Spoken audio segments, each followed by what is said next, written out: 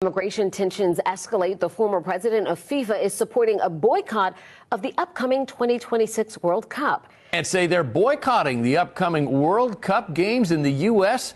The local World Cup committee has been expecting hundreds of thousands of visitors to travel to the Metro when the matches kick off in 5 months. The German politician Jürgen Hart, a member of the Christian Democratic Union, has raised the idea of a potential World Cup boycott in a German newspaper. Calls are growing louder in the United Kingdom for England and Scotland to boycott the 2026 FIFA World Cup that is set to be co-hosted by the United States. Three of FIFA's largest global sponsors held a private meeting in Zurich that lasted 4 hours. No press was invited and no statement was released. By Thursday, all three had quietly notified their US-based marketing agencies that contract renewals were under review. And then only one word was circulating inside FIFA's commercial division, Canada. The $3 billion realignment had already begun before anyone outside the room knew a decision had been made. This is not a rumor. This is what happens when the world's most powerful sporting body loses control of its own narrative, and when the country hosting the biggest tournament in football history starts making the sponsors deeply uncomfortable. To understand how we got here, you need to start with what the 2026 World Cup was supposed to be.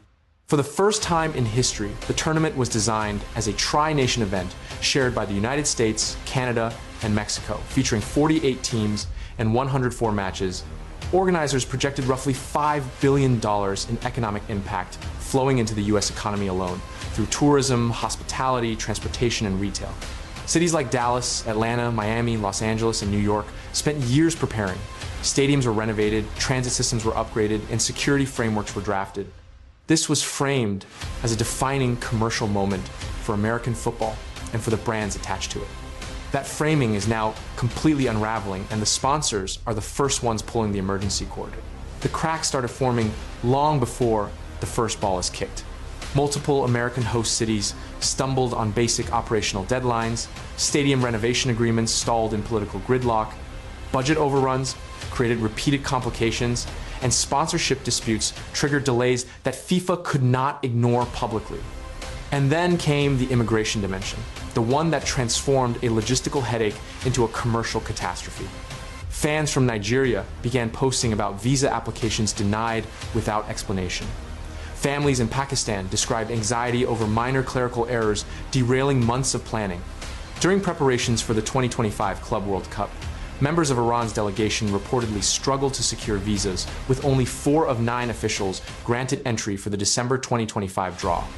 Incidents involving asylum seekers detained near MetLife Stadium during that tournament deepened anxieties about how visiting supporters might be treated in 2026. Personal accounts spread faster than official clarifications. And for global sponsors, whose brand equity depends on inclusion, openness, and celebration, that association started feeling toxic. The political context accelerated everything. Trump repeatedly raised the possibility of annexing Greenland, an autonomous territory of Denmark and a NATO ally, triggering diplomatic outrage across Europe. He proposed tariffs on goods from Denmark, Norway, Sweden, France, Germany, the United Kingdom, the Netherlands, and Finland. In the Netherlands, more than 150,000 citizens signed a petition urging their national team to boycott the 2026 World Cup in the United States, one of the largest football-related civic petitions in Dutch history. German CDU lawmaker Jürgen Hart publicly proposed that Germany seriously reconsider its participation. A survey of 1,000 Germans found that 47% would support a boycott if the United States were to annex Greenland.